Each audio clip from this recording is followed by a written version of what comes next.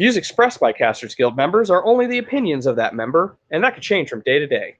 Guild members may use mature language, but that in no way means they are mature. Listener discretion is advised. It's a wonderful evening in the Guild Hall, so we're inviting you inside. Have a seat and have a drink. Learn a bit about who we are, what we thought about last year, and what our plans are for this year, because that's the spell we're casting tonight on Casters Guild.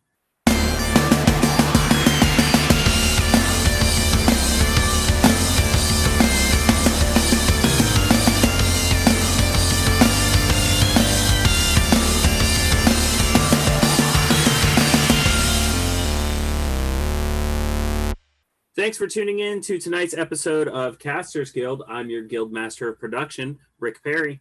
And I'm your Guild Master, Baron Kane. And tonight, we just want to reintroduce ourselves to you, whether you whether you listened to Season 1 or you're just now joining us for Season 2. We want to give you an idea of who we are and what it is we'll be doing over the next year. Yeah, and definitely give you a rundown of, everything that we thought about last year. Not necessarily the year that is 2020, but, our place in it, I should say. Right. So the first thing we have up on the agenda for tonight is a bit of a confession. We aren't necessarily in front of everybody. We aren't necessarily a couple of people from this dimension per se, maybe from this plane per se. We want to let you know a little bit about the guild and who we are in it. So, Baron, why don't you tell them a little bit about your guild hall? Well, it started out simply enough. Just needed a place to go, needed a place to be safe, and get a place to eat, or get something to eat, get something to drink, tell some stories. Apparently a lot more people needed that too. So what started out as a small, shack out in the middle of nowhere ended up getting built up into a nice hall. I would like to think that we have a lot of our guild members coming to. We go out, we get stories, we come back, we tell them. That's pretty much what we do. And yeah, the point of Casters Guild as a guild is is conversation. A lot of other guilds, you got your Thieves Guild and your Smithing Guild and your Mages Guild, and they have a lot of things that they produce, a lot of things they try to do. Our central production is conversation. Yep. So we've pretty much made that our lives. We do this every day. I mean, okay, it doesn't seem like every day to you, but that's just this. Today is just the day we have devoted to this world. So this plane of existence, if you will. Yeah. So we're oh man, we're doing Kryn this week. Yeah. I know. Ravnica is on the agenda. I didn't really want to go there, but I'll tell Ravnica I said that. Hopefully, a couple of them are planeswalkers, so hopefully one of them hasn't made it over here and heard that themselves. I mean, no offense to Earth, but anyway.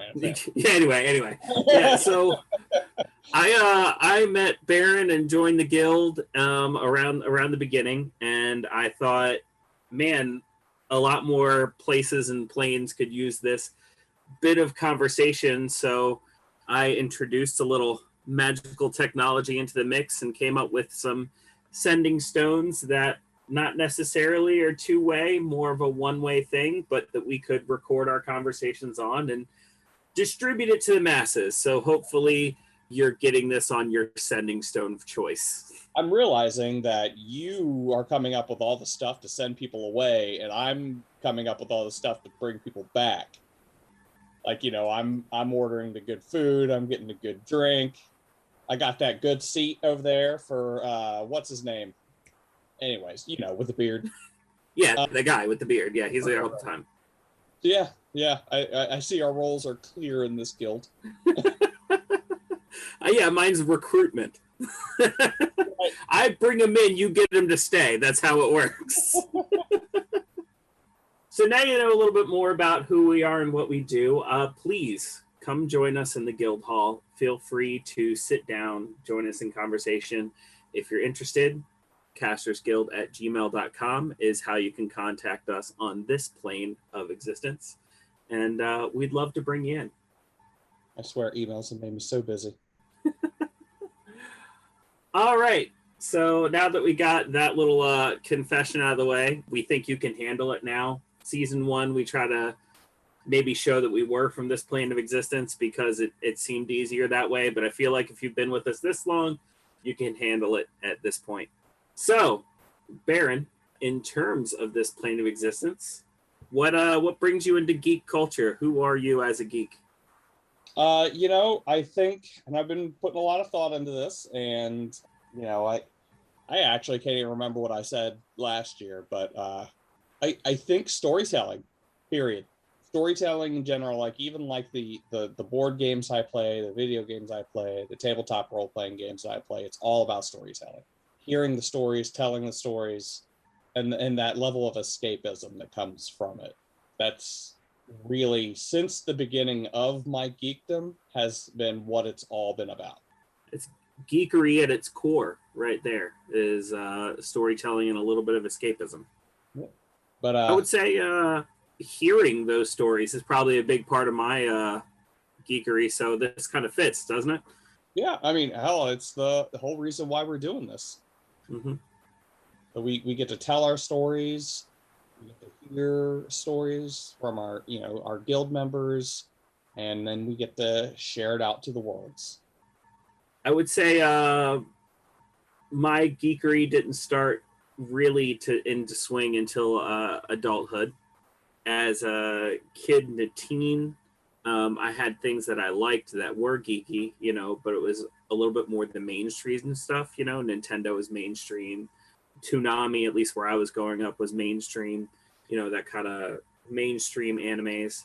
And I was kind of discouraged from getting into some of the deeper stuff. Like when I was younger, my dad got me into Pokemon cards, and when I tried to branch off to Yu-Gi-Oh! And Magic, I kind of got shut down. When I tried to get into Dungeons and Dragons, I kind of got shut down because my parents thought that maybe I wouldn't be able to make friends and be as well socially adjusted if I were a geek, because that was their idea of geeks from when they were growing up. They always saw the kids that were into Dungeons and Dragons when they were growing up, and they were the kids who were getting picked on and beat up, and they didn't want me to be that kid. And then when I grew up a little bit more and geek got a little bit more into the mainstream, I met the right people. I was more myself and kind of dove in head first and haven't come back up for air since. Nice. Yeah, I had similar issues when I was young. Like, I had my video games, and they were okay.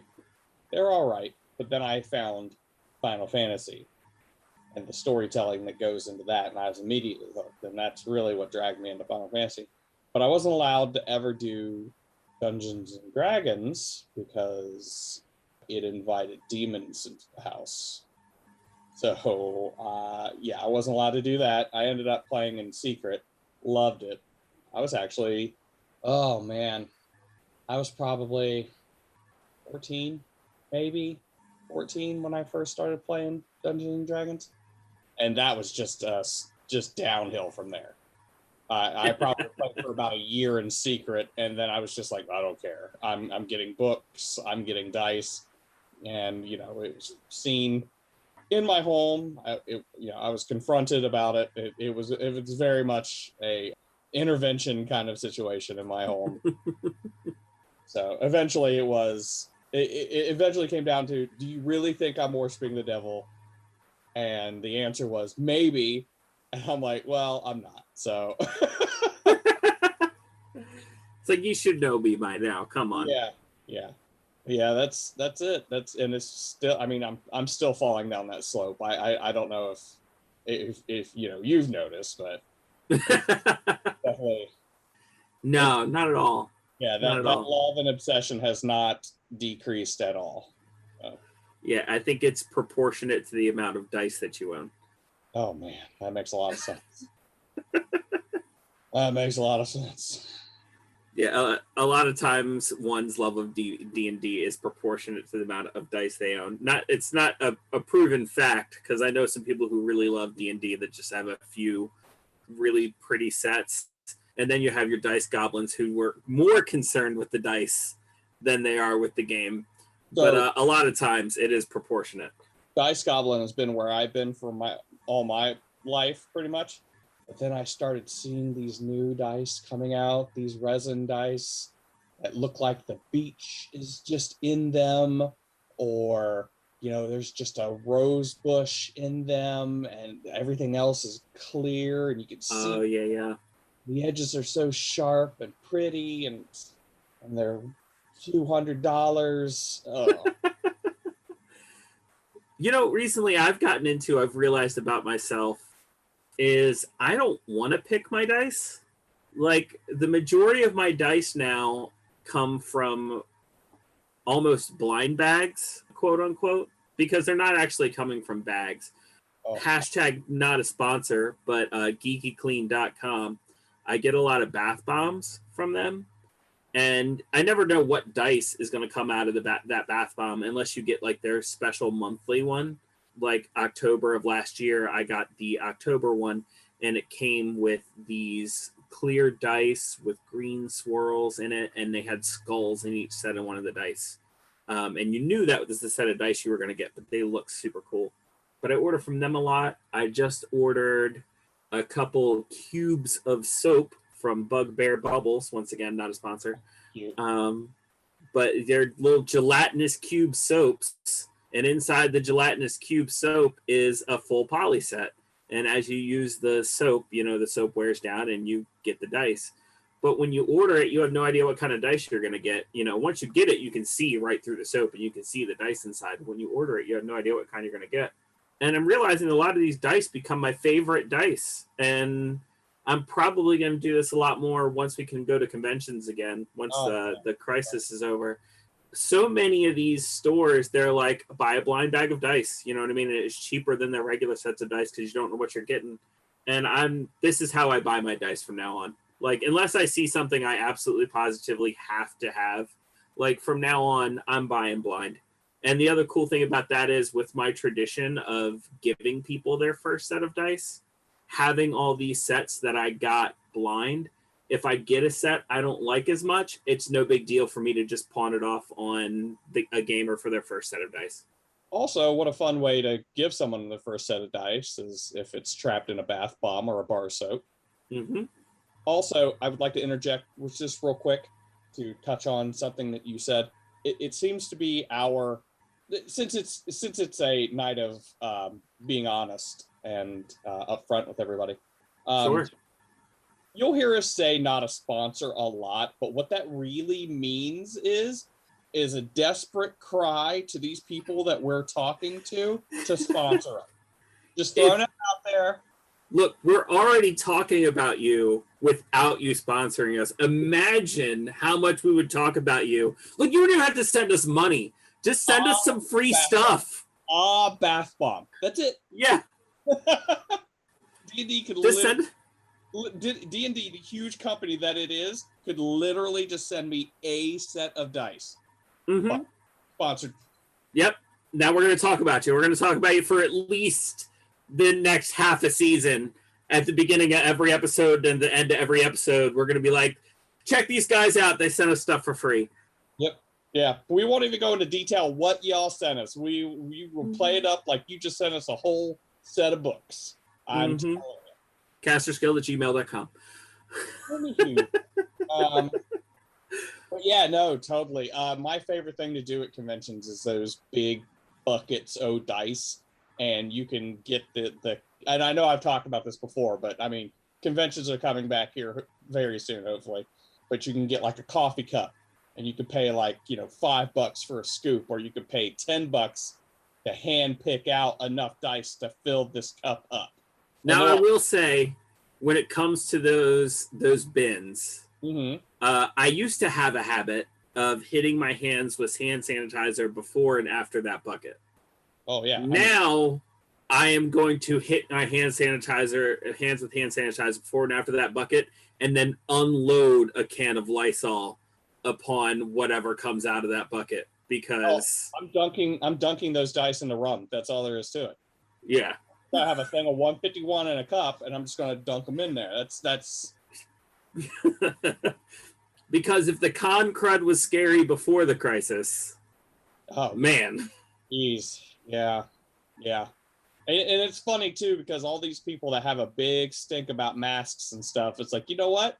If we were all wearing masks during conventions, there would be no con crud. So, Shout out to the cosplayers wearing masks. right? Oh man.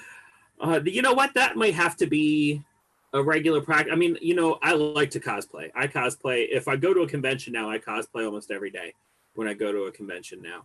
I think wearing a mask might have to be a regular practice for me at a convention now. I mean, like, that's kind of safe.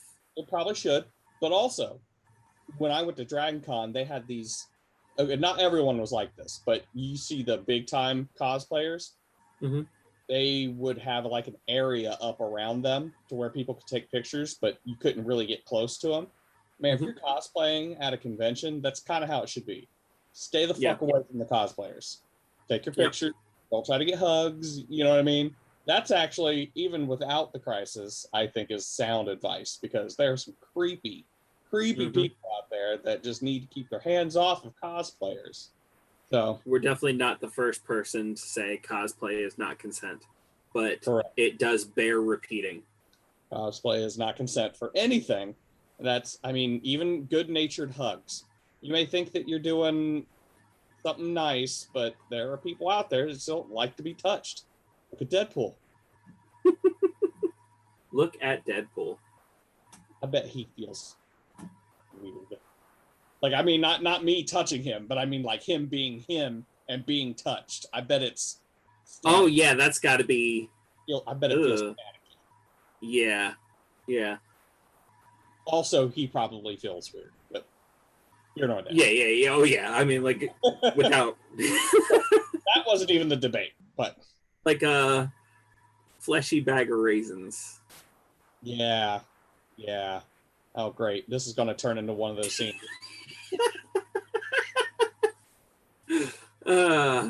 Like a... Yeah, never mind. Everything I can think of is probably not family appropriate. Yeah. And we're not TJ Miller, so like we can't just riff on this for like 30 minutes straight. We are completely not TJ Miller, so. All right, let's get into a little bit of last year. Baron, what was your favorite episode we did last year? Oh wow, there was a few. Let's see. I think it was when we had finally started getting into our flow of things. Rick, this is a tough question. I know. But don't forget, we always end up naming like 3 anytime I ask what's your favorite anyway. So like, if you say something and then while you're in the middle of explaining why that one was your favorite, you think of another one, that's okay. I think our how to play D&D, I feel like that was fun to do. Definitely got us rolling. And I feel like how to play D&D really set a tone for us. Yes. Like introductions last year, I was re-listening to it today, and we definitely do not have the same flow and the same, I don't know, it factor for lack of a better term, that we have in the rest of the episodes. And I believe you're right in how to play D&D really started that for us. I had a good time. You know what? I think once we started really getting into our guests, like I think the Final Fantasy one rolled well, but I mean that also is something that I enjoyed a lot. The anime one, that one was a lot of fun, and you know what? The Halloween one, I really enjoyed the Halloween one. The Halloween one may have been my favorite altogether. Okay. Yeah. I will say my favorites are the ones that I went into where I didn't know what I was going to say like at all because they weren't my topics. Skyrim, pro wrestling, And I'll say Skyrim was fun because it was fun, but it was also really silly. Yeah, I will say Skyrim is my favorite episode with a caveat that like I'm scared to say Skyrim was my favorite episode because I look forward to more episodes like Skyrim, but I dread trying to plan an episode like Skyrim. Like if every episode of this podcast were like Skyrim, it'd be terrible. But Skyrim was good. I don't know a whole lot about Skyrim. I haven't played a whole lot of Skyrim, but I was able to ask genuine questions during that because I didn't know. And those questions led to the three of you who were on there with me to give really good answers because you knew the person that you were talking to didn't know the answer. So you were very informative. And wrangling the three of you while you were all playing Skyrim. I don't know what you're talking about. Right. Sure. It was just a good time. It really felt like hanging out, and I don't want to say because the guests that we had on there they were our regular gaming group that we've been playing every Sunday. So they are our friends, and I wouldn't say that all of the guests would qualify as that. Some of them I didn't know, some of them you didn't know. These were guests that we both knew and that we're both close with. And sometimes when we're recording the podcast, that is a barrier we have to break down at the beginning for us and for our guests, because sometimes our guests are like, I don't know how comfortable to be because I don't know these people. And like, you know, we try to break down that barrier as soon as possible and just say, you know, hey, you're a member of the guild. We're all friends here.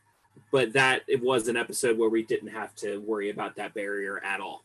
Yeah, we knew how to talk to each other. We know how to talk with each other, you know. And I think we'd been planning that podcast for a while, too.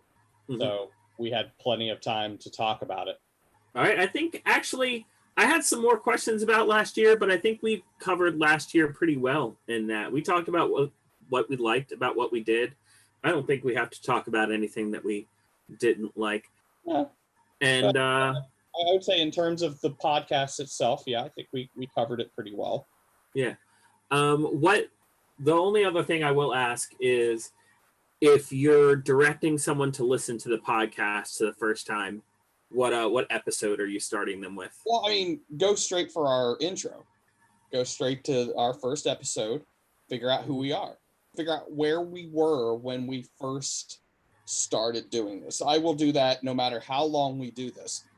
If you want to get a good intro to us, to the guild itself, to the podcast, you know, go straight to that first episode. See where we were then. See, you know, listen to how we talk. But then, you know, honestly, depending on, you know, let's just say we're doing this 7 years from now. I would say, you know what? Listen to that one. If you don't listen to any other one, listen to the second year intro.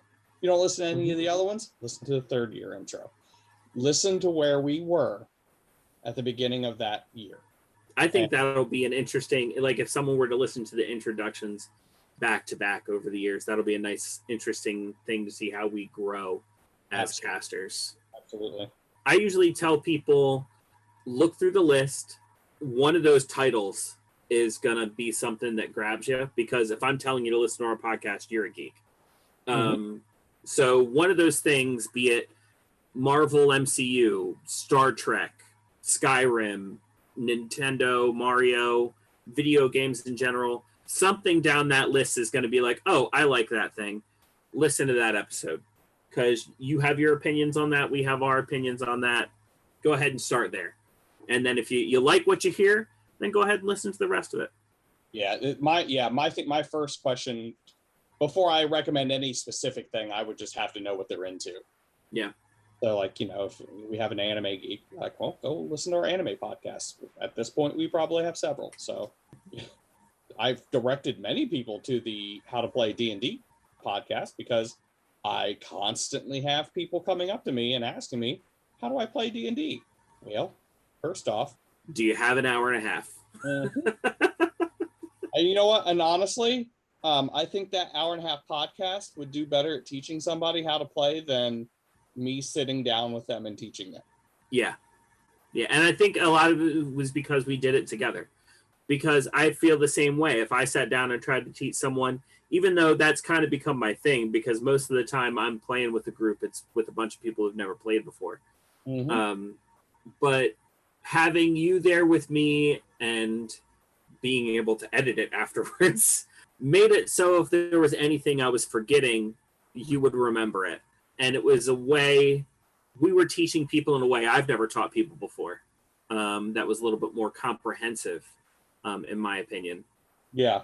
Well, and also it's just we had the differing voices coming at it. So, like, you know, I have a way of teaching, you have a way of teaching. Yeah, exactly. And it just, I just feel like anyone watching it will hear one of those voices and pick up on it. And then after you listen to that, it should be a lot easier to be able to drop down a character sheet and make up a character and get ready to play. Yeah. And, you know, at the end of it, once again, we leave that email. And honestly, I would love to hear people's questions after that podcast. Like, hey, I listened to your podcast on how to play D&D. I went to create a character sheet. I ran into this roadblock. What do I do here? I'd love to hear your questions. Like, send them in.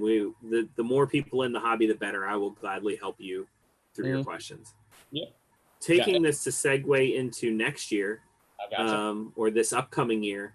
This upcoming year, we will be doing a How to DM episode that will be our replacement for How to Play Dungeons and Dragons this year, hopefully with a new guild member. So look forward to that. If you have been playing, or maybe you want to start playing as a dungeon master instead of as a player, if that seems more appealing to you, look forward to that episode. Oh yeah, we may even get into more D&D stuff too. Who knows? We have a big year planned. I can see us maybe even doing some stuff on world building, or, you know, certain characters, character building, maybe even how to play other role-playing games that we really enjoy. I mean, I could see me doing an entire podcast on how to play and or run any White Wolf game.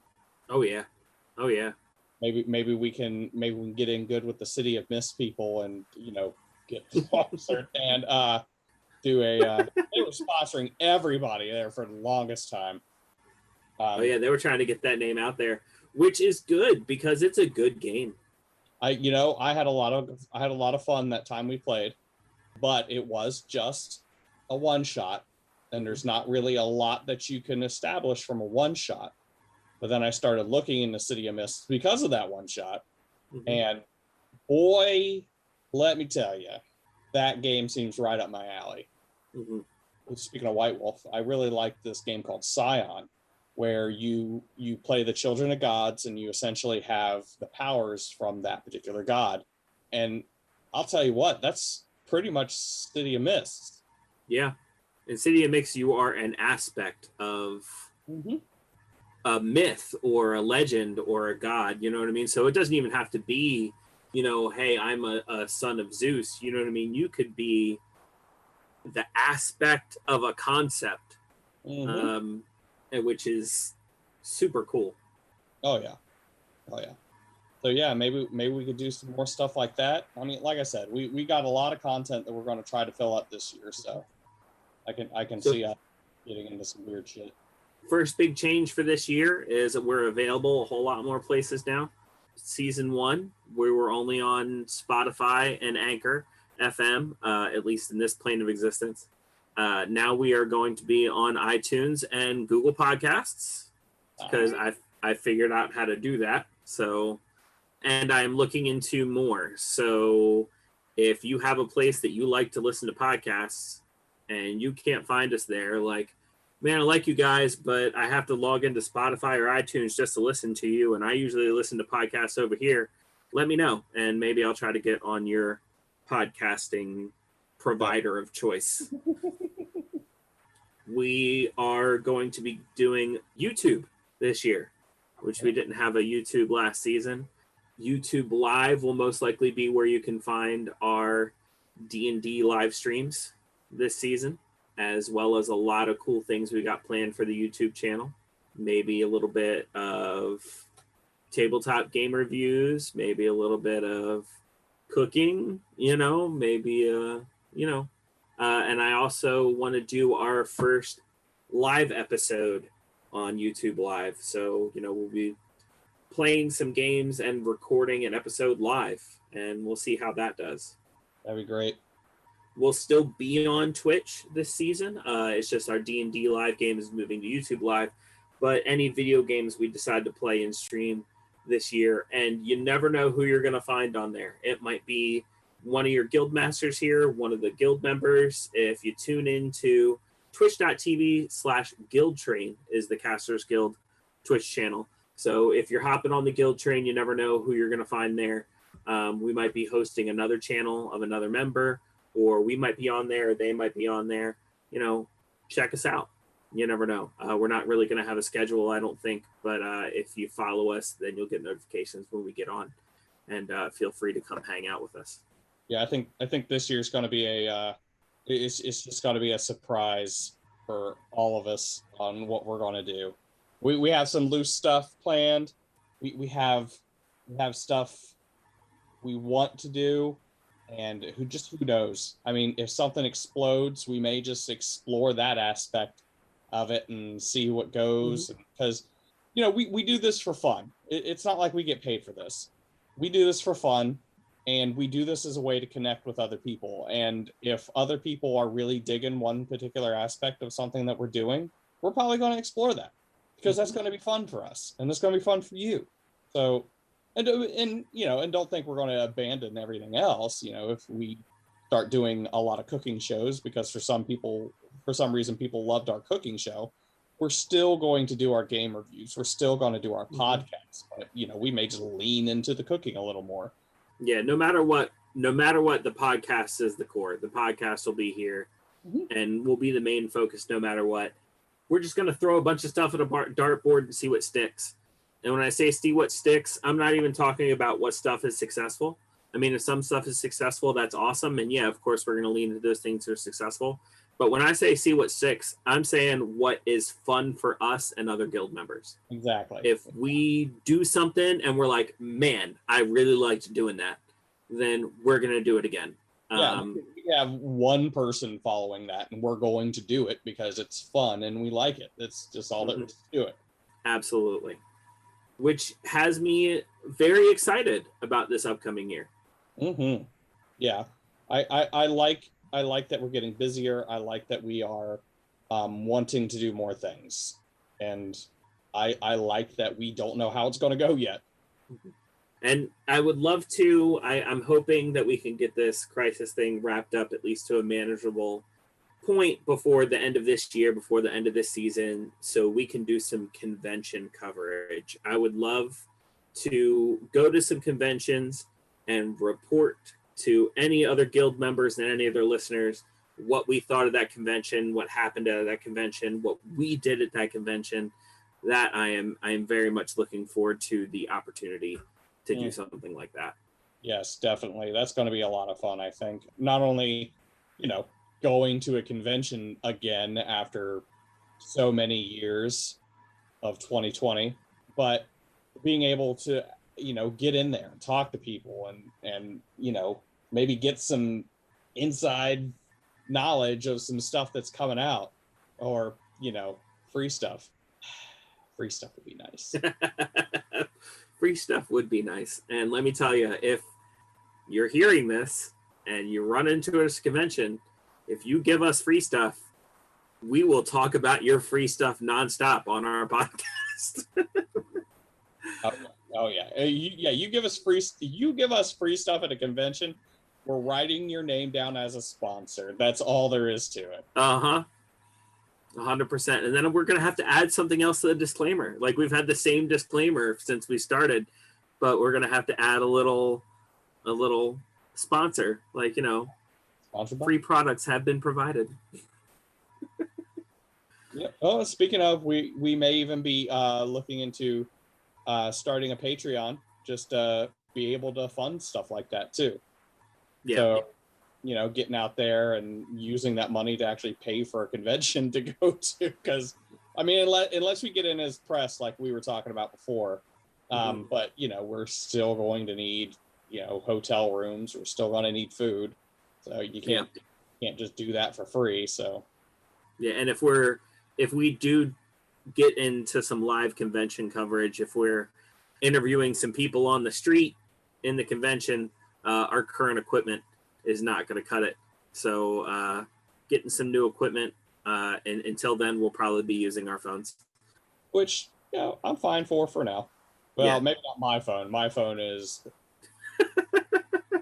I don't know what is taking up all the memory in my phone, but it's not great. So We have some awesome guests and new guild members lined up for this year. Ready? I won't get into who, you know what I mean? We'll leave it as surprises for those episodes. But that being said, we definitely don't have all our guests lined up for this year. You know, we're looking at probably doing close to twice the amount of episodes this year that we did last year. Now, to be fair, we are starting earlier than we did last year. Yes, we're starting earlier and hopefully taking fewer breaks. So we've got a lot of episodes to fill. So, like I said, if you can hear me now and you have something that you want to talk about, reach out to us, castersguild@gmail.com. And we might just bring you in as a guild member and have you on an episode and talk about your favorite geeky thing. Because let me tell you, we've done some episodes, and even if it's something that I don't know and Baron doesn't know, if you know enough about it, we can fill 2 hours. Yeah, because you're going to tell us all about it while we ask you questions. And believe me, that'll be 2 hours worth of you trying to educate our dumbasses. Which will be entertaining to listen to because for some reason people like seeing how dumb we are sometimes. Yeah. But also, too, it's not only just subjects. If there is a certain guild member that you loved hearing from on the show, let us know. We'll look into bringing that member back. Mm-hmm. We'll When they're talking about the whether they're talking about the same thing again or if they're talking about something new or whatever, yeah, we'll definitely try to bring them back. If you were like, hey, I really liked hearing from that person about that thing, you know, we'll try to bring them back. Yeah, definitely. And so far, every guild member we've ever had on, every guest we've ever had on has at least told us they had a good time and they'd love to come back. So I don't see that being an issue. Except that one guy. I don't even think we put that episode up. I think we just cut it. Yeah. That guy. The only person to ever get their guild membership revoked. Oh yeah, that's true. we have his name and a little picture up at the bar. We'll serve this guy.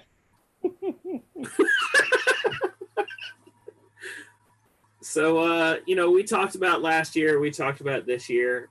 So let's just talk a little bit more about who we are as geeks. There's been some things that we didn't get a chance to talk about in our first introductions episode that have happened this year in the geek world, and not necessarily things that we got a chance to talk about in episodes we covered. So, Mandalorian, season 2. Oh my god. Just wrapped up, and we got a nice little stinger at the end of the last episode of season 2. Mm-hmm. Book of Boba Fett, man. And let me tell you, Tamora Morrison, what deal did he just strike with the mouse for him to be in the Mandalorian, Book of Boba Fett? He's going to be in the Obi-Wan series, Because of course he is. and I'm pretty sure he's going to be in the Ahsoka series. You know, all different characters, except for Boba Fett. Yeah, Right. I think Commander Rex is making a comeback, and Cody's coming back too. It's crazy. With this man, and you know, they're not going to be bit parts either. You know, he's going to come. Oh in. no. He's going to have his own show with Boba Fett, but man, this guy. So exciting. It's a good year for So him. exciting. Good year for him. It's a good time to be a Star Wars fan. Absolutely. And you know what? We're gonna talk about this. We talked about Star Wars last year, and I don't know if I expressed my displeasure of the last two movies in terms of like the saga, episode 8 and 9. Not a fan. Yeah. And really, they really lost. Oh, and then you know what? We'll go ahead and slap Solo on there too. They really lost. Oh, jeez. I forgot about Solo. Yeah. They really lost a lot of faith from me in terms of how they do things as a company. And I'm really thinking that Disney, in general, they have the final say, but they're more than willing to just have their team of like Star Wars guys and their team of Marvel guys do their thing. If something messes up, they're more than happy to be like, that was on them. That was on them. Sorry. But Dave Filoni and Jon Favreau, right? They really stepped up and really gave us what Star Wars is about. You know, they 100%. And let me tell you, I am 100% behind girl power. You give me girl power moments, and I am with it. I am down for it. I want these girl power moments, but I also want them to be organic and not make it seem like they're just pandering. Yeah, like the end of Endgame, that little that moment was a little, they had. Yeah, that was much. It was like, and it's because they seemed like they forced it to happen, and it's like, okay, so you just forced a bunch of women to do what you wanted them to do to show that women have power. And it's like, no. But in The Mandalorian season 2, what a badass organic female power moment that had. You didn't even realize it was happening until you're like, oh, these women are coming in and they're kicking ass. There's not a man in sight. They even had Boba peace out for that segment. That when he left, he was like, peace. He threw up the deuces. He was like, you know what I think? I think Boba saw Luke's TIE fighter on, not TIE fighter, X-Wing. Saw Luke's X-Wing on his radar, and it was like, I don't even want to be in this quadrant anymore. But even then, it's like the whole entire plan that they had built up to this, it made sense for Boba to leave. 100%. It made sense for Din Djarin to go off on his own. And it makes sense that this is the team that he brought with him.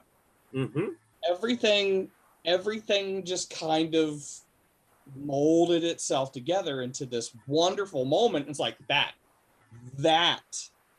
is organic, and that is wonderful, and that's fucking power right there. You know, the Mandalorian didn't go recruit a bunch of badass women for this plan. He recruited the best people for this plan, and they were women. Correct. And it was great. That just shows the writing. That just shows how good the writing is. I think that Endgame probably would have been a lot better if they didn't have so many characters. But even then, you know what they could have done is had multiple wonderful female power moments. You know what I mean? Instead of having that one part where all the females teamed up to do one thing, like Scarlet Witch, Wanda had her moment where Thanos was like, I don't even know who you are, and she was like, oh, you will. And like, and that was perfect, because not only did she have her moment as a woman versus the man who is there to control and destroy, but they also set her up as the most powerful person on that field. Like, he had to nuke her from orbit in order to stop her from completely decimating him. Correct. Like, and they could have had little moments like that all over that field of battle, with different female characters, where it wouldn't have had to been that kind of forced moment in there. Yep. And I will say this: if they did the same thing with a bunch of dudes, it still would have looked weird. Yeah. The whole everybody in the middle of a battlefield moment. It's like, is this the best use of our time right now? you know. I will. Before we get off Mandalorian here, I want to disagree with everyone here for a minute. The thing that everybody's going to scream at me about. I didn't like the Luke thing at the end. Okay. I know. Be more specific on the Luke thing, because I could agree with you and I could not. So, okay. Everybody I saw online who was talking about the Mandalorian and talked about that episode were talking about how awesome that was, that Luke showed up at the end and saved the day and did all that awesome stuff with his green lightsaber and his gloved hand, and he showed up in the X-Wing and R2 was there. And I was like, you have the entire Star Wars universe at your disposal, as well as you are creating new parts of this universe as you go. It is now your new property. And we reached back into the Skywalker bag again. Okay. I was like, we have seen enough of the Skywalker saga. Like, I'm done with Luke. I'm done with Anakin. I'm done with Rey at this point. Like, I'm done with the Skywalker name. I'm done with the Skywalkers. That could have been any other Jedi. Now, me personally, I was hoping for Cal Kestis. And I don't know how realistic that expectation or that hope would have been. That would have been fine. I completely realistic, I think. The whole point of The Force Unleashed, the video game, was Cal Kestis was after this list of Force-sensitive younglings to keep them out of the hands of the Empire, which is exactly what Mandalorian was all about. It's this youngling that they're trying to keep out of the hands of the Empire. It would have matched up perfectly, and giving us this new Jedi, they could have brought in a new actor to play this new Jedi, given somebody else a moment in the spotlight instead of giving a CGI Luke. Which, don't get me wrong, they did a great job. It was a great scene, but like, while everybody else was cheering for Luke, I kind of face palmed a little bit, and I was like, this motherfucker again. Okay. Now, I see your point. Don't get me wrong. I do see your point. However, I think that their use of Luke is more strategic than a lot of people are giving credit to. I think a lot of people were expecting it just to be this big fan service moment, and let me tell you, it was. Especially if you've ever seen Rogue One. It was the same damn scene, except in green. Right. You know, I think that they are setting up bigger moves than we think they are. Especially with them doing an Ahsoka movie or TV show. Right. All the Rebel stuff is canon. Right. And you know, Rebels, Clone Wars. Well, let's stick with Rebels, because that's what's relevant right now. Well, Ahsoka's from Clone Wars, right? Yes. Yeah. But with what I'm about to say, okay. Rebels is what's. So, did you ever watch Rebels? No. I've seen episodes, but I've not seen the whole thing. But don't worry about spoilers. I mean, like, I wouldn't be on this podcast if I was concerned with spoilers. Time travel. Okay. So, in Rebels, Ahsoka was fighting Darth Vader. And in the midst of that, she really confirmed that Darth Vader was Anakin. Right. So, she ends up fighting him. She fights him to let everybody else get away.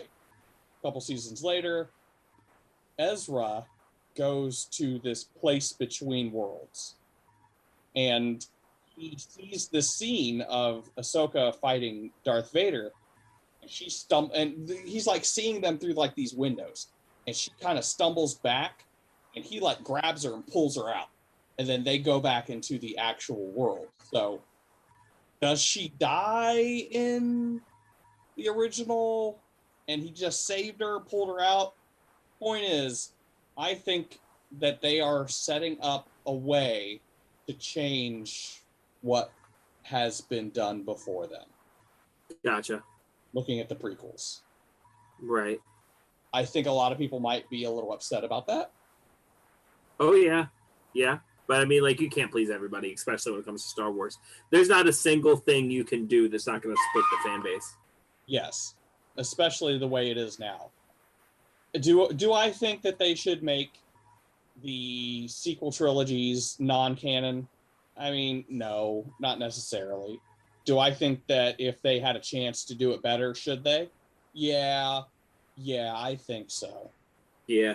But until then, I really enjoy what The Mandalorian's doing. I really enjoy what it's calling back to. I will say that you can after having binge watched Clone Wars and Rebels, you can see a lot of Filoni kind of repeating himself in the shit that he's doing. But that's okay, because most of the people watching The Mandalorian haven't paid attention to Rebels and stuff like that. They're just... I think a lot of Mandalorian points back to Clone Wars and Rebels, and to the point where there's a lot of people who haven't seen them that are going back and watching them now.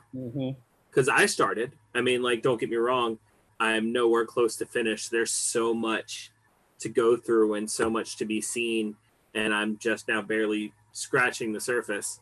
And I'm the kind of person that when I see how many episodes to go, I can get a little intimidated, and like I'll back off for a bit and come back to it later. But I'm definitely going to watch it all eventually. And it's because of The Mandalorian.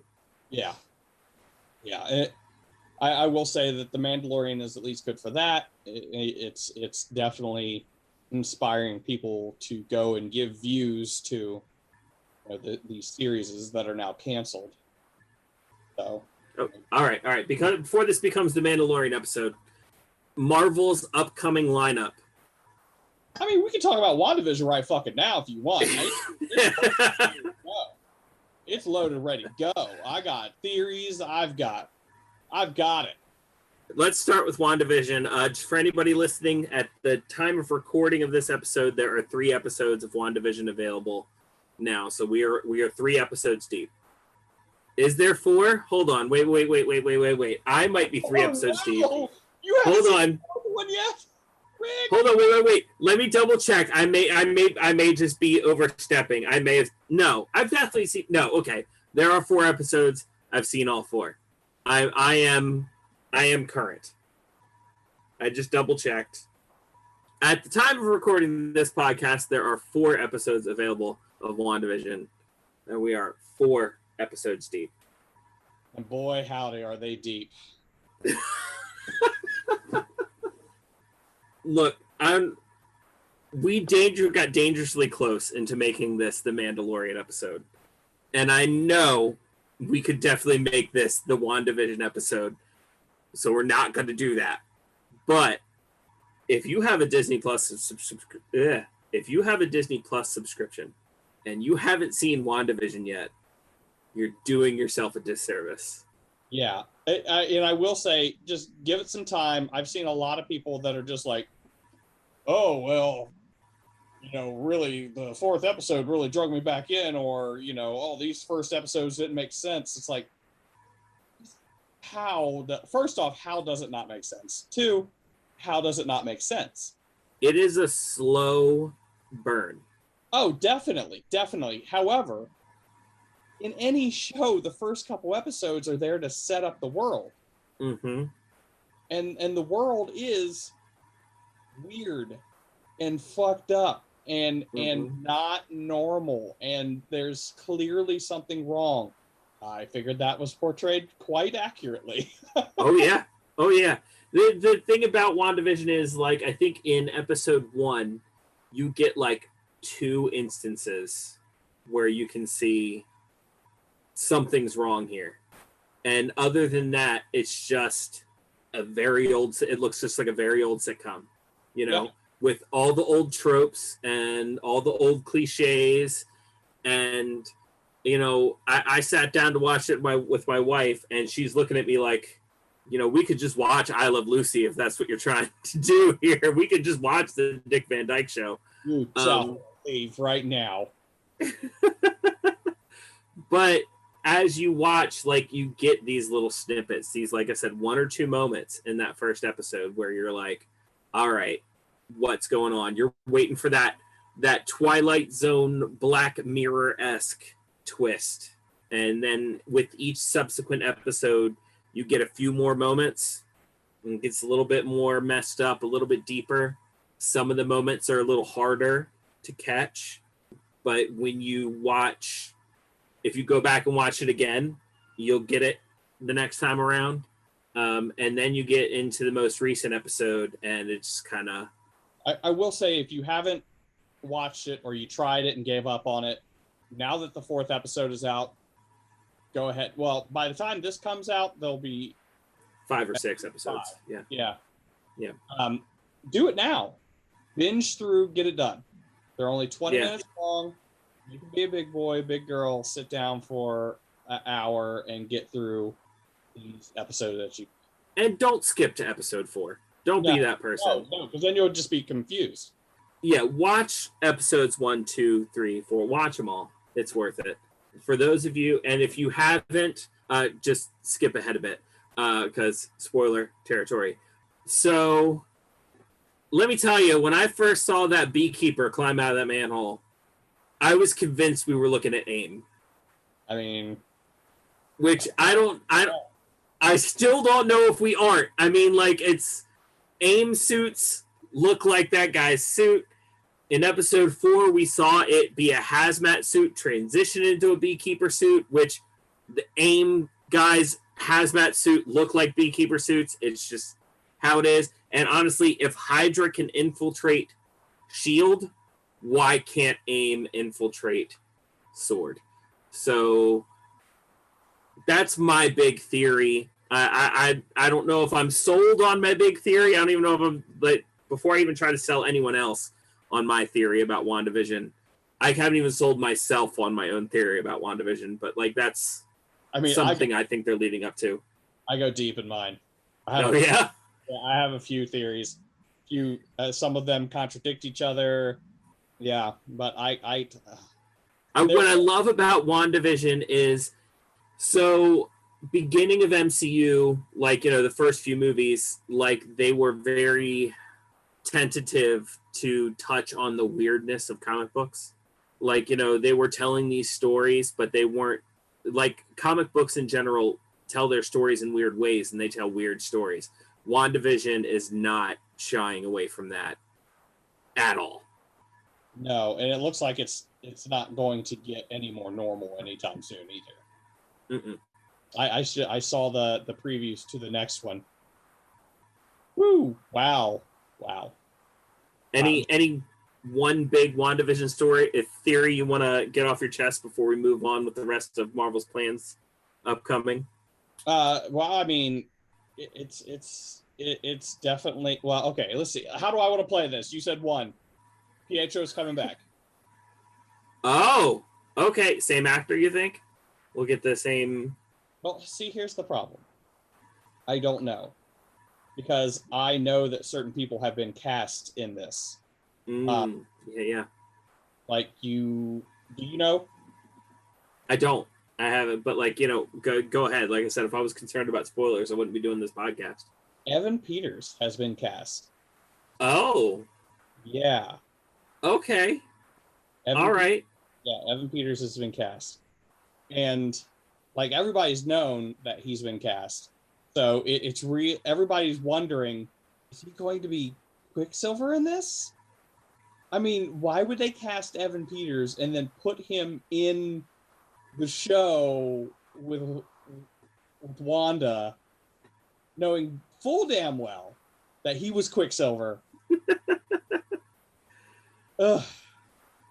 It could just be a reference / cameo now that they have, now that they own all of the properties. The only reason they killed him in Age of Ultron was to kill off the only good thing that Fox was doing with the X-Men series. Literally, he was the only good thing. Yeah, and like MCU did him dirty and was just like, this is the one good thing you guys are doing, so we're just gonna kill it immediately. Which they didn't have to do him dirty like that, but they did. So it might be them just like giving him a role to apologize. But if they introduce him in the 80s version, he better walk into Sweet Dreams. Oh my god! Okay, moving on. We have to end it there. That's too good. All right, moving on. We got the Loki TV show coming up. I'm excited about that. Wait. I put it on Twitter. I'm going to say it now. You ready? Go for it. Hercules shows up in the Loki series. Okay. I'll tell you why. In 79 AD, which they show Loki in a Roman type area, okay? Mm-hmm. Hercules is his Roman name. But what happened in 79 AD? Okay. So Mount Vesuvius, and I think that if I'm not mistaken, Pompeii got wiped, right? Mm-hmm. But I think Herculaneum was covered too. Yeah, I don't know. Herculaneum got covered too by Mount Vesuvius. Guess who Herculaneum is named after? Yeah. Yeah. I see it. That's a good theory. I like it a lot. I'm really hoping, even if it's just he's there trying to save people. Like maybe he's part of. Get out of town. If he's just going through time, what if Hercules is his? Like, because you know how Loki had that character redemption arc and stuff, Mm-hmm. but then he died and went back to all before of that. Oh yeah. Loki, maybe this going through time stuff, he meets Hercules at a bunch of different points in time, and that's his character arc. Oh, okay. All right. Yeah, I can see that. I doubt that'll happen, but Yeah. But I would love. They would do that if someone really entertaining gets cast as Hercules. Then it won't matter. They'll do it. Oh yeah, totally. Recast. So we got Black Widow. And, The Black Widow movie. My favorite villain's going to be in that. Well, no, I shouldn't say my favorite villain. I'll say one of my favorite villains. A very good villain. Yes, he's awesome. And his Yeah. power is awesome. If I had any power, it would be his. I would hope. We're talking about Taskmaster. Anybody wants to know? Yeah, Taskmaster, 100%. I should have made up something dumb. I'm talking about the Wizard, of course. He's not even a villain. I don't know what I'm talking about. We got Falcon and Winter Soldier. I will say that whole MC. Oh, I'm sorry. I jumped ahead and I got really super excited. I'm not down on that whole style of MCU storyline or storytelling. Okay. I don't hate it, but I wasn't a big fan of Winter Soldier. Okay. I like the character of Bucky. I like the character of Falcon, but those stories take on a certain feel. You know what I mean? I think, and this could just be my own speculation. I think the TV show will be a way of getting them out of that. I think the biggest reason that TV show exists is because the actors who play Falcon and Bucky have a lot of chemistry with each other outside of the movies. Like they're constantly hanging out with each other and riffing off each other and stuff like that. And I think somebody saw that and wanted to take advantage of that. And I think that's what we're going to get. I think we're going to get a very, for lack of a better term, buddy cop type series out of Falcon and Winter Soldier. I think that's what they're made for. They definitely set them up to be that. Yeah. Who would have thought? Who would have thought that Falcon would be closer to Mel Gibson's character, though? Oh, 100%. And you know Bucky's way too old for this shit. Oh yeah. Oh yeah. I just like how when we first got introduced to Falcon, he was more of the straight-laced guy. Uh-huh. I mean, not compared to Cap. I mean, come on. But Right. you know, he was the military man. You know, he was Right. by the rules. Yeah, I think the whole Civil War thing changed him. I think the his cameo in Ant-Man showed that a lot too. Oh yeah. Like his character in general changing. Let's see. Then we've got the Marvel's What If series Yeah. coming out. I'm excited for that up to the Marvel Zombies that they're going to do. I hate the Marvel Zombies. That's just what I am. But I've always liked What If. Mm-hmm. Like even the comic series that they did for a little while. The funniest What If comic I have is what if Captain America were revived today, and it's a comic in like 1980. So it's like so wait, what you're trying to tell me is the Captain America movie I watched is essentially that What If comic. Exactly. Now, what they're going to do now is, because Captain America was revived today, right? Today, quote unquote. Today. What if Captain America was revived in the 1980s? Hey, I'll be so upset if like they do that. They Captain America revived in the 1980s. It's like, but I've seen that issue. I've seen it. I synced it. All right, so we got Shang-Chi and the Legend of the Ten Rings. Okay, I'm legit excited about that. I mainly because I keep hearing rumors and stuff, and those rumors are really out there.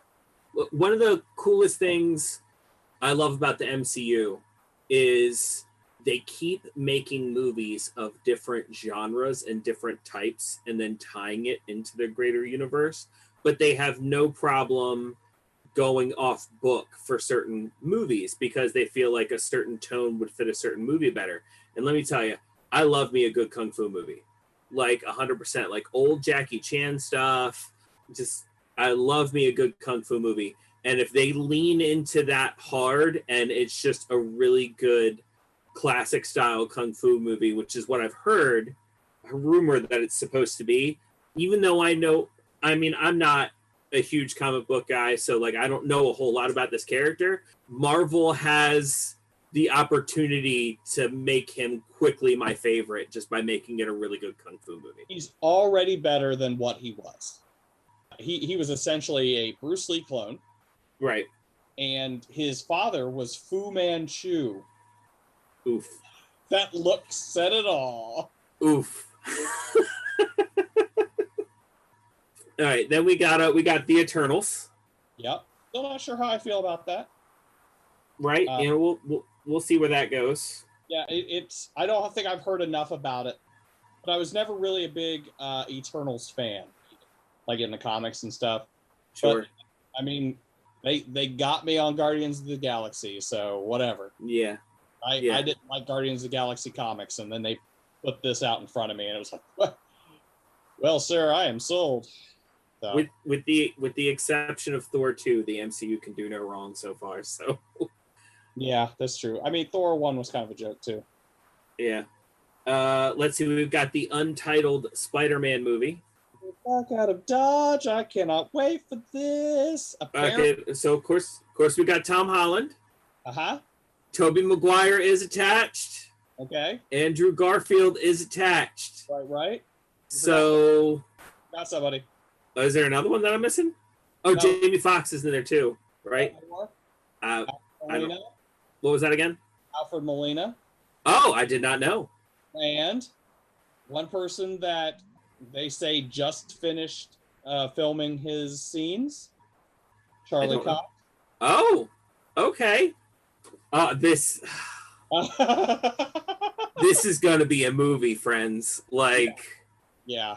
Buckle up. Like, this is what I'm talking about, where like they were scared to be diving into the weirdness of comic books. They dipped a few toes during the first few phases. They saw that it worked. We're going full comic book in this phase, guys. We are going like they are going off the wall with this storytelling. Absolutely. All right. We got Doctor Strange in the Multiverse of Madness, which WandaVision is leading right into. Right. From what I understand, like they're going to be using Doctor Strange possibly to help save Wanda from what she's going through. I don't know what's going on there, but a lot of rumors floating around. Well, so I think if I had to take into account what I've seen so far, what I've been told about the nature of the Doctor Strange movie, I think that Wanda. Oh wait. How are they going to do this? This is like 3 weeks after the reverse snapping. Mm-hmm. You know what I mean? 3 weeks after the blip. Mm-hmm. WandaVision is. I was going to say that Wanda breaks the multiverse and Doctor Strange has to come in and try to put it all back together. But I mean, how's all this other stuff going to happen if that's what she does? I mean, okay, no, that could make sense because, like, with this Spider-Man movie, like that could be why they all end up together. Because Benedict Cumberbatch is in that too. Yeah. What is happening? Holy shit, this is gonna be good. Okay, Thor: Love and Thunder. I've already seen leaked set photos. Jane Foster back again, wielding Mjolnir. No Mo Fat though. No Mo Fat though. Which is sad. I was a fan of Fat Thor. I had the body of a god for a little while. So those of us who actually had that body and we're going to be cosplaying Bro Thor at the upcoming conventions, remember, we don't have much time left. Right. Get it out of your systems now. Because everybody's going to be like, that's old news. Get that Thor out of here. No more Dude Thor. Dude Thor doesn't count anymore. What are you supposed to be, Jeff Lebowski? Like, get this out of here. Then we're going to have Black Panther 2. Yeah. Black Panther. I've heard the rumors being that Shuri is going to be the new Black Panther, which would be awesome. Yeah. I don't know if it's true, but that would be awesome.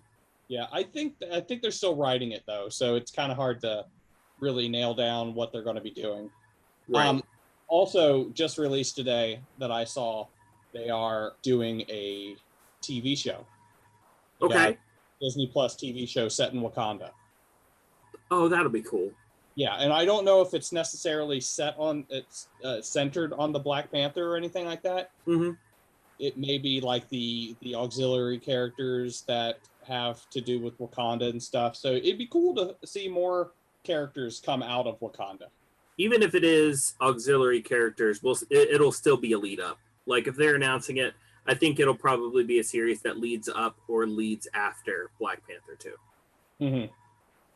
Mm-hmm. Then we've got Captain Marvel 2. Again, haven't heard anything about it. I hope they don't do like Wonder Woman stuff and have it set just 20 years into the, you know what I mean? It's like, oh, this was set in the 90s or the early 2000s. Like, can we just... Yeah. It's difficult to be excited about some of this other stuff we don't know as much about. Yeah. Guardians of the Galaxy Volume 3. Mm-hmm. Ant-Man and the Wasp Quantumania. I am kind of excited about that. Mostly because I think if I was to guess when the Fantastic Four was going to pop in, it'd be there. Mm-hmm. Well, right after that on my list is the Fantastic Four movie. Yeah, I think I will say that I'm not a huge Fantastic Four fan. However, I think that a lot of that has to do with the most recent Fantastic Four movies. Yeah, I'd say every Fantastic Four movie that I can remember going back into my childhood. Like I can't think of a good one, you know? And the first one was good for the time period it came out in. Yeah, that's fair. For the time period it came out I in. mean, the one with Chris Evans. So. Right. But I mean, especially, I think it'd be a great move if Marvel hired John Krasinski and is it Emily Blunt? Yeah. It'd be smart if they hired them, and it'd be smart if they used the current storyline that Marvel has going to create the Fantastic Four. Right. We got untitled X-Men projects. I think we have it. I believe Gambit's confirmed, like a Gambit movie. It wasn't. I could be wrong on that, but either way, they've got to start putting X-Men in to bring them in for Phase 5. Absolutely, I believe that we will see an X-Man in WandaVision. Yeah, and with them going to Madripoor I think that we'll see some more stuff popping up. I've heard some rumors of Omega Red popping up in Shang-Chi. It's happening. We've got Blade confirmed. Came out during San Diego Comic-Con that they were going to be doing Blade, as well as Sony is still doing their own lead up into a Sinister Six type situation. Venom's getting another movie. Morbius is getting a movie. They've already teased Scorpion at the end of Homecoming along with Vulture. So we don't know how or if that will tie into the MCU, but it's still, exciting to think about a good Sinister Six. Right. And I think that's about it. That's all we've got for the upcoming Marvel, unless there's anything I'm not thinking of that I'm leaving out. I mean, there's just a lot. There's a lot. There is a lot. There's so many. And they've got a lot of catching up to do after pretty much taking a year off. Yeah, they've already had to move so many things around. I think they're to the point that they're going to release Black Widow on Disney Plus because they just can't wait anymore.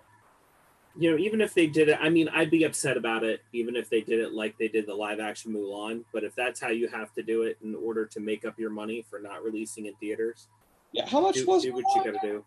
It was an extra $30. Oh yeah, the extra $30. That's the problem. So like, even if you were paying for, well, first of all, you had to be paying for a subscription already, and then you had to pay an extra premium of $30 to watch the live action Mulan, which, by the way, is available as just part of your subscription now. Like, after a while, it just became, you don't have to pay that premium anymore, which if they do that with Black Widow, it'll be the same thing. Like, they'll be, if you want to watch it in the first month, you'll have to pay this premium. Hopefully it'll be less than $30. I think that's a little ridiculous. Yeah, because I mean, I get it, because like if you went and saw it in theaters, you'd pay $10 per person, and like your average family unit going to see it is at least 3 people. But still, I'm not getting a theater experience sitting on my couch at home. No, absolutely not. I mean, I think I would do it if it was, I'm paying my subscription and then I pay an extra $10. Yeah, $10, I'd pay that. Maybe I'd pay $30 if we weren't in the middle of a crisis, but like the whole thing is, if we weren't in the middle of a crisis, we wouldn't have that. But if we weren't in the middle of a crisis, I can invite a bunch of people over for a watch party. I'd pay $30 for that, but you can't. So, yeah, I think regardless, I think that this may be Scarlett Johansson's last MCU outing. Yeah. I think a lot of the people that have been here since Phase 1 are ready to bow out. Like, I don't think we're going to see Chris Evans again. I don't think we're going to see RDJ again. I mean, I think they've already confirmed that, more or less. And I think Scarlett's ready to go too. So, especially after all this, I mean, they waited so long to give her own movie, and then they finally did, and through no fault of anybody's, because I'm sure as an actress, and with her profits riding on it, she's wanting it to be released in theaters, but it's just like, Darjo, if they release it in the theaters, you're not making anything. Right. And if they wait, no one's going to watch it at all. So yeah, you have to compromise it at some point. Right. And the rest of the Marvel universe is kind of hung up until it goes. Absolutely. So yeah, this is a good year. I think this is a good year to be a nerd. Mm-hmm. Well, let's talk about more stuff that just came out. Tasha's Cauldron of Everything, changing the game literally. Yeah, literally. Oh, and then the most recent Unearthed Arcana too. Oh yeah, the Gothic, what you call it, Gothic archetypes, I think, or Gothics, whatever. Yep. Yeah, it's crazy. But yeah, Tasha's. Oh my gosh, I've never jumped on a game so fast. Or game supplement. I've never jumped on a supplement so fast. Yeah. I jumped on it faster than I jumped on Theros, and that should tell you something. And if Tasha's is a preview of what we can expect out of Wizards for further upcoming supplements, and maybe that's setting my expectations a little too high, but if this is a preview of what we can expect, if you are a fan of D&D, get excited, is all I can say. Exactly. It definitely gives you a lot of ways, like the Tasha's definitely gives you a lot of ways to look at the game differently. Like you said, game changer, you weren't kidding. It literally, it's a game changer. It gives you a different way to look at things. It's to the point where, like, if you have Tasha's and you're in a game, you better check with your dungeon master to see if they have Tasha's. Because if you try writing your character or playing your game using Tasha's and your DM is not on the same page, like, it's not going to work. So what do you mean you have a goblin 20 strength? I mean, that's just... Yeah. And I'll tell you, a lot of us old guys are looking at these rules and are just thinking, this is dumb. But at the same time, coming from someone who played a really strong halfling, I mean, I kind of wish I could have done this before. Yeah. You know what I mean? It was a halfling, like the character was a halfling with extraordinary strength. Right. Stronger than your normal halfling. And I do like how they're saying it. It's like these, like, you know, with the halflings with the bonuses to dexterity and a minus to strength or whatever. That's your normal everyday villager halfling. Mm-hmm. You know what I mean? So you can make your hero halfling who is, you know, super strong, or even, you know, their bonus is intelligence or something like that. It's just how they were born. Or maybe it's a village of librarian halflings who have a bonus to intelligence. It's a built-in, like, mechanics equals story. Like, due to these mechanics, you are giving a reason for your character to become the hero. Right. Like, you're automatically growing up and being born different than everyone around you. Of course, you have a story to tell, you know, which is awesome. Like, I will say, when I first heard about it, just being in my stubborn geek kind of mind, I was like, okay, well, what's the point of this? Why would anybody ever play anything but dwarf if, like, anybody can have whatever stats they want? You know what I mean? Because dwarfs still have those awesome racial bonuses that have nothing to do with stats. You know what I mean? Like, obviously, like, rules is written at this point, dwarfs are the strongest characters. But then it took me a couple days to just go, well, of course, it's still all about the story. It's still all about the story. Get that power game mentality out of your mind. We're telling a story. We're making heroes. You know what I mean? Absolutely. Captain America is not your average human, homeboy. Like, he's obviously got different stats than your average human. You know what I mean? Like, and I will say that your standard adventurer, no matter what, their stats are higher than your standard person. Sure.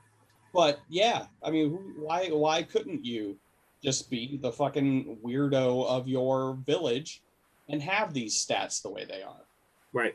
You know, I mean, you can't tell me that, you know, you're not going to have that one dwarf with an exceptional intelligence and a affinity for arcane energy magic. It's going to happen. Absolutely. So it's cool to be able to play that character. Yep. I will say that the whole, I do have to say that there is some merit to playing within the archetypes, and that sometimes subverting expectation can be a little too much. but it can be fun. It can definitely be fun, and I'm All excited. right. Video games. We got some really awesome video games this year. The crisis has kind of killed certain industries. You know what I mean? Like, obviously, like, people aren't going to the movie theater. People aren't going out to restaurants. People aren't doing this. People aren't doing that. But the video game industry has both thrived and died during the crisis because, you know, your certain types of games are getting a boost from the situation that we're in. Games like Fall Guys and Among Us. Like, Among Us is a years old game that never got its chance to shine, and then you put it in the middle of the crisis, and all of a sudden everyone's playing Among Us. And the AAA games industry is going to be looking to capture that over the next couple of years, because it's going to take, you got these little indie studios, they can pop out a game pretty quickly. The AAA guys, they're going to take some time before they catch up to the trend. So, like, this upcoming year, the year after that, we're going to see some Fall Guys and some Among Us clones. Mark my word. But we had some great games come out this year, and we've got some great games coming out this upcoming year. Yes. You know, Cyberpunk's getting better every day. I think it was good to begin with, personally.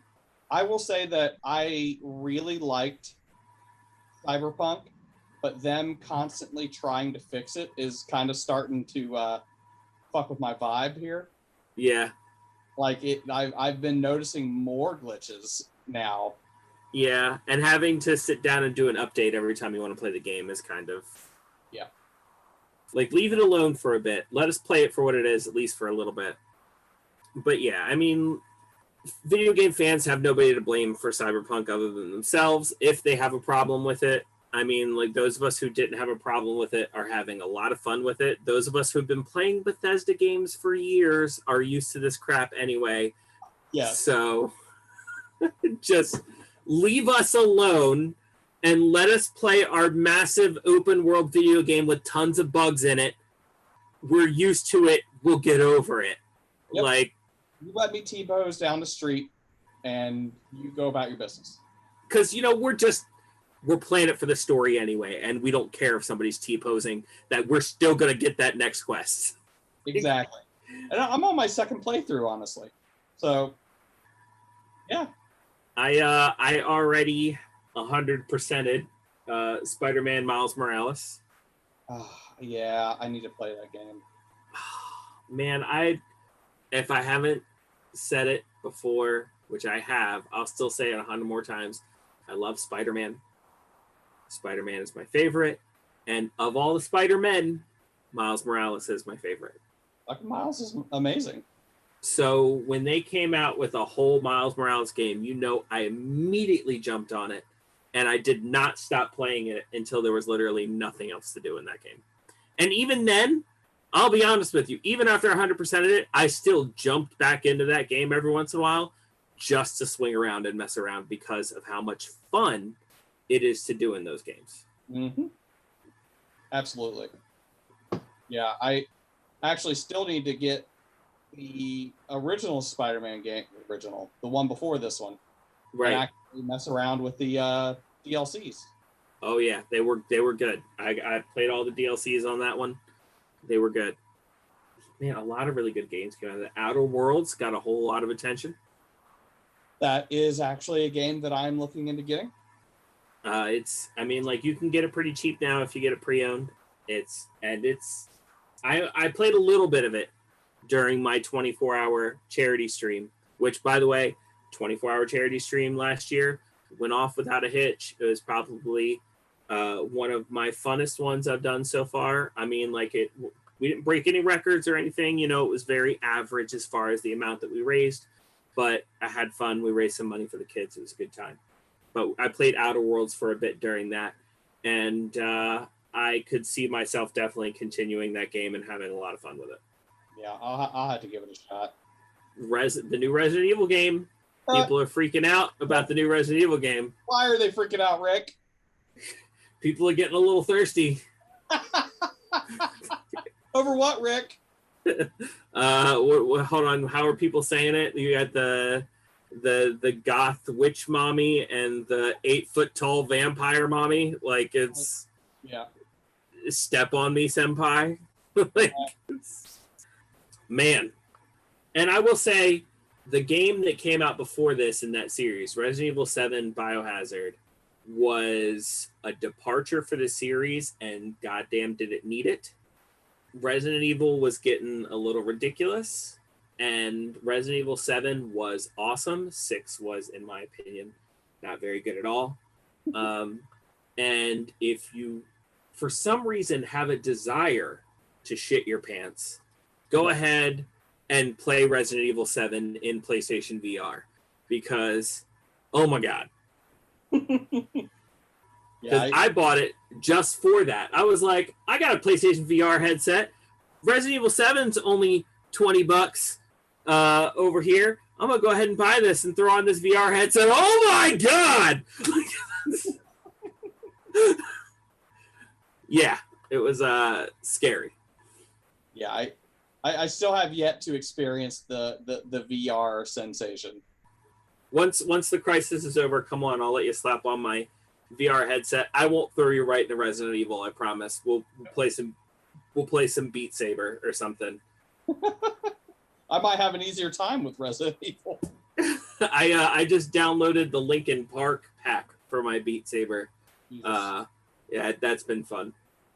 I don't usually do competitive shooters, but the one I do, Overwatch 2, is supposed to be coming out either late 2021 or early 2022. Very excited. But there's been some rumors around that as far as delays, where one of the main characters' voice actors came out and said he hasn't even been in the booth yet. Oh. So that tells you about how far along they are in the process. Right. What did you spend a lot of time playing this past year? What are you looking forward to playing this year? Well, I mean, as one of our podcast episodes is more than willing to showcase, I played a lot of Skyrim. But then towards the end there, I was playing Cyberpunk a lot. You got a little bit into Animal Crossing there for a little while, didn't you, too? Oh, yeah, that's right. Animal Crossing. I was lucky enough to play a couple Zelda games as well. Link's Awakening and the latest one. When you say the latest one, do you mean Age of Calamity? No. Breath of the Wild. Yeah, Breath of the Wild. Okay. That's hard. Breath of the Wild is one of those games that gets easier the more you play it, which is weird. Like, you'd think it gets harder as the game goes on, but like the more you get used to how the game plays and you get to build up your inventory and build up your hearts and everything like it gets easier. Mm-hmm. I love Breath of the Wild. I definitely played a lot of that. I played Persona 5 Royal a lot. Yeah, it was a good year for gaming. Video gaming. I was about to say, I will say that is one aspect of gaming that I'm afraid for, and that's board games. Yeah. They just went through this huge renaissance, this huge uptick of interest and stuff, and now all of a sudden, no one can play them together. Yeah, that's rough. I mean, you have your small packs of families that have been stuck together in quarantine, and I'm sure they're playing their share of board games. But yeah, it's definitely not what it was before the crisis. And you also haven't been able to have any of these conventions where people can get together, play games, learn about new games that are coming out, buy games. There's a lot of people who only buy games at conventions, because they don't have a friendly local game store near them they can buy from. Mm-hmm. That is upsetting. Hopefully, when this whole thing is over, we'll be able to get back to where we left off very quickly. Hopefully, yeah. And especially in the board game department. I mean, I'm not even seeing a lot of board games on Kickstarter anymore.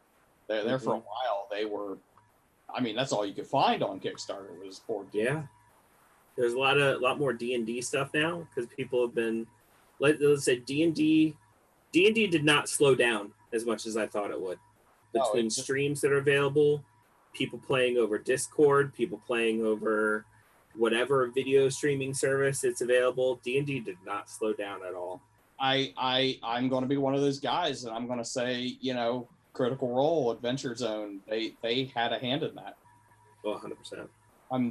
They not only did they show that, you know, being able to do stuff like that online was possible, but then at least I know Critical Role definitely adhered to social distancing rules and showed people, hey, you can do this online still. Mm-hmm. So, yeah, it's definitely a really cool development. I'm glad that role-playing games are still thriving. So. Right, absolutely. So, man, it's been a crazy year. It has definitely had its ups and downs. A lot of downs. Yeah. About a year in general, there's been a lot of downs, but a lot of rays of hope, I would like to think. Yeah, and one thing that will always bring me hope and bring me some joy in this time is this guild hall, and being able to get together with you and our guests and just talk for a while. And Absolutely. you know, if there's one great thing about 2020, it's when Casters Guild started, and it's when we wrapped up season 1. Yep. Yeah, I think my year turned around pretty fast around the time we started doing Casters Guild. And regardless of what the year ahead has in store for us, because we are, while there might be a light at the end of the tunnel, that light is still far away for the end of the crisis here. So maybe we'll see it by the end of this year, maybe not, but whatever it has in store for us, you know, we've got this guild hall here and we'll hold each other together. That's right. And hopefully you'll be here with us, listeners, and, you know, be ready to join in this community, this guild hall, and listen and interact and tell us what it is that you'd like to see and hear from Casters Guild. Absolutely. We always want to hear from you. We're probably going to be a little more diligent on our social media this year. So, you know, you want to get in contact with us, you know, hit us up on there. Let us know what you think. Talk with us on there. I mean, you don't just have to get into the comments of our, you know, whatever. You can message us directly. You can, you know, tweet. Pretty sure we have a Twitter. We have a Twitter. Yeah, we have a Twitter. And hopefully, thanks to Guildmaster Baron, we'll have most of the other major socials by the time you're hearing this as well. Mm-hmm. So. All right. Anything else you need to say there, Guildmaster Baron? No, just if this episode has done anything, it's really got me excited for this coming year. So I really hope that our excitement for this coming year is really coming off on you guys at home. I hope you guys get to be just as excited as we are. We're looking at good things. We're looking at good things coming. Thank you so much for tuning in to this episode of Casters Guild. Hit us up on all our socials and on castersguild@gmail.com. Check us out on Twitch and YouTube, and we will see you next episode. Bye, everybody. Bye. Bye. Bye-bye. Bye. Goodbye. See you.